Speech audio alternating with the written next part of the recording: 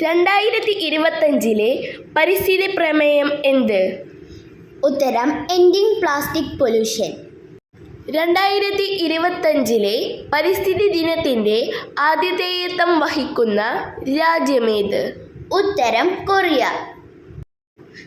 പരിസ്ഥിതി ദിനമായി നാം ആചരിക്കുന്നത് എന്നാണ്?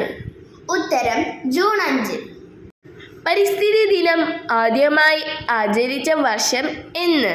ഉത്തരം 1973. ഇന്ത്യൻ പരിസ്ഥിതി ശാസ്ത്രത്തിൻ്റെ മാതാവ് എന്നറിയപ്പെടുന്നത് ആര്?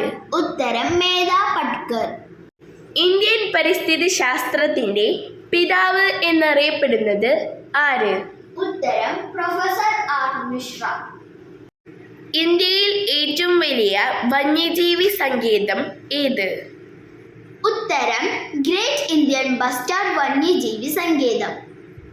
ഇന്ത്യയിൽ ഏറ്റവും കൂടുതൽ കണ്ടൽ വനമുള്ള സംസ്ഥാനം ഏത്?